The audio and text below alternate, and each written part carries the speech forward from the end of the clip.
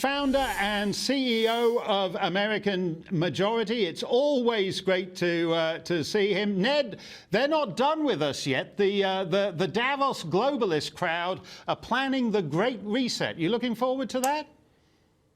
Mark, that's a great point. I think what we're looking at right now is the Great Reset versus the Great Restoration. And the Great Reset is, of course, the American people just accepting this return to normalcy, whatever you want to call that, where we actually let the ruling class go back to their abuse of the American worker and taxpayer, in which they view us as their ATMs to fund their priorities, not our priorities. And then the question becomes, are the American people going to just simply accept this? Or are they going to actually demand a restoration of a government of, by, and for the people? Because I think, if nothing else, just listening to that litany of things you just talked about, Mark, the American people should disabuse themselves of any notion that any of our institutions are actually serving or promoting their interests.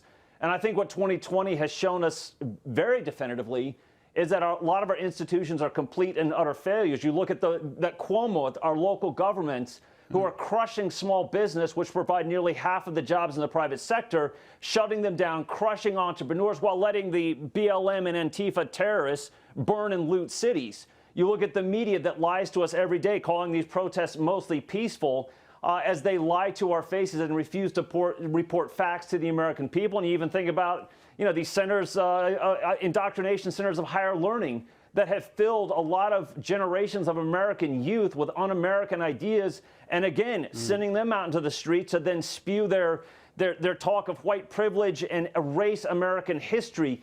None of these institutions, I would argue, are actually serving the American people. And the question mark is, how much are the American people going to actually tolerate? Because we have allowed this to happen. We have allowed this to get to this point. And the question is, will the American people say, stop, enough, no more? That's the great question. I don't know which way we're going to go.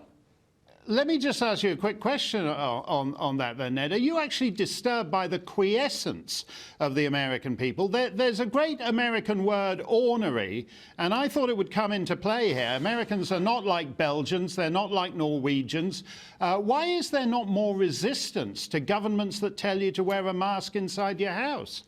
Well, I would actually argue it's generations of indoctrination and people just accepting blindly without questioning everything. I have to tell you, Mark, I'm a little concerned about the supposedly indomitable American spirit that just quickly folded and accepted shutdowns. I'm going to shelter in my house in the face of a virus, which, according to the CDC, survivability is 99.5 between ages 0 to 70. I will say this last thing.